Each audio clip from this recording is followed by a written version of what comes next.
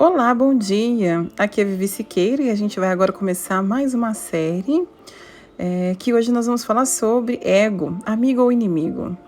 Antes da gente começar essa série que vai durar toda essa semana, que vai te acompanhar para uma descoberta em toda essa semana, eu quero convidar você a refletir sobre o que é ego. O ego, em vários tipos de estudos, ele tem significados diferentes e o que nós vamos falar aqui é do ego guardião. Na psicanálise você vai encontrar ele quando fala do núcleo da personalidade do ser humano, onde a gente se divide entre superego, ego e o id, né? O inconsciente, o consciente e o ego. Então, agora a gente vai falar um pouquinho mais profundo, numa questão muito mais espiritualizada.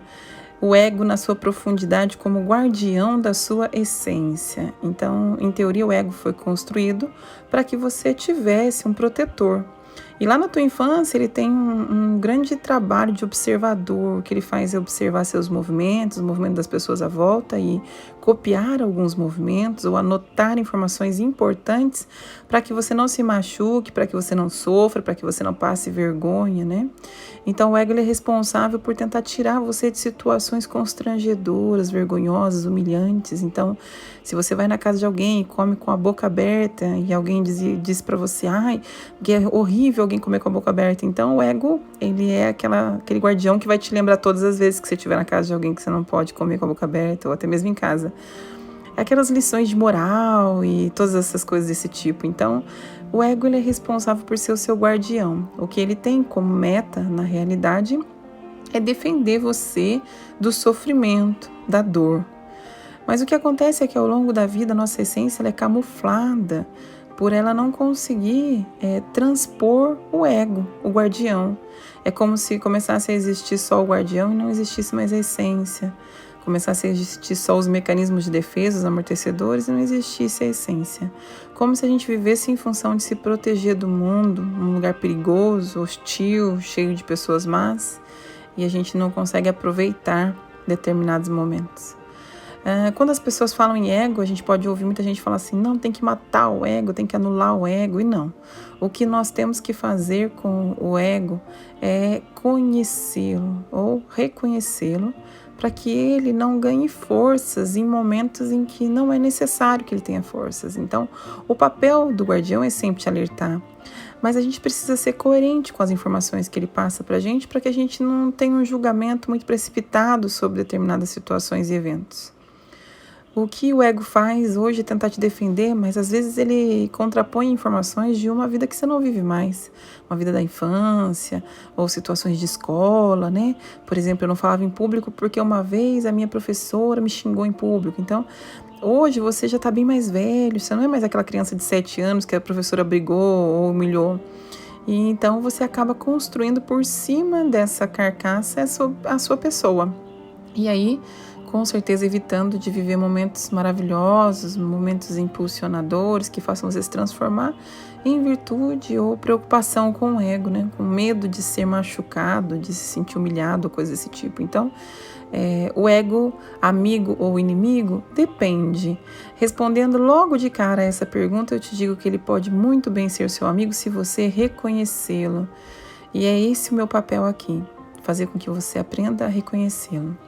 E a partir do momento que você reconhece, ele se torna seu amigo, porque é uma pessoa, uma pessoa que não vai te fazer mal, é um guardião que nunca vai te fazer mal, a não ser que você permita. Porém, se você não consegue reconhecê-lo, infelizmente, ele toma a frente das suas decisões, não autorizando que você seja o dono da tua vida e das tuas vivências. E aí você vai começar a fazer escolhas por medo e por dor, e não pelo prazer e pela vivência, pela experiência e pela vida. As pessoas que escolhem ou decidem coisas pela dor, o que elas fazem é trazer para a vida mais dor. E é isso que nessa série, dessa semana, eu te convido a fazer. Uma reflexão sobre as suas decisões.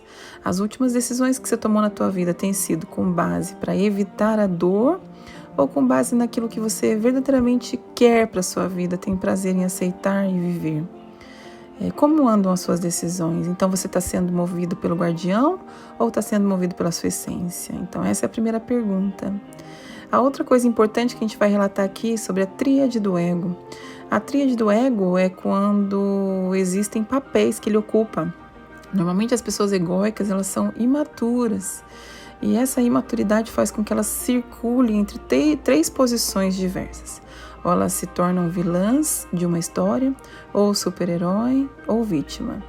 E elas podem, inclusive, circundar entre as três, mas de natural elas escolhem uma posição para ser a mais propícia para determinadas situações. Então, eu comento uma coisa absurdamente hostil, e aí, de repente, a pessoa me fala, ai, como você foi grosso, aí eu me sensibilizo e falo, ai, porque você não me entende, eu sou vítima da situação. Então, ele circunda entre papéis. Sabe aquele comentário na internet que a pessoa coloca um post nada a ver e a pessoa sente a obrigação de ir lá e comentar naquele post e falar que absurdo você pensar desse jeito, você deveria ter mais dignidade na sua vida ou ter capacidade de raciocínio, lá. Então essa necessidade de defender os frascos e os comprimidos significa ego também.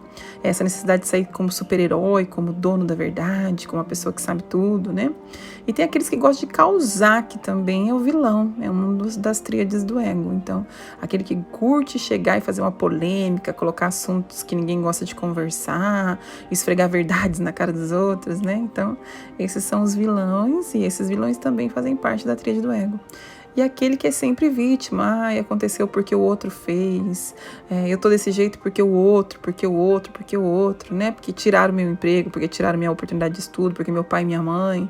Então esse vilão também é a posição egóica, que nada mais é do que uma defesa perante a vida para que você não viva momentos vexatórios ou para que você inclusive faça pessoas passarem por momentos assim, em função de uma coisa chamada pacto de vingança, de se vingar daquilo que fizeram com você no passado. Eu vou deixar agora um áudio para você sobre o pacto de vingança, para que você comece a entender um pouco mais sobre o ego e comece a ter um pouco mais de clareza, como é que ele age na sua vida, porque muitas vezes ele é silencioso, outras muito barulhentas. Então eu te convido a entender mais sobre esse assunto que é tão importante para o seu processo de transformação. Vejo você amanhã, uma super semana para você, para sua família, para todos os seus entes queridos e não queridos, para que você fique muito bem e consiga transformar a sua vida. Um beijo e até mais.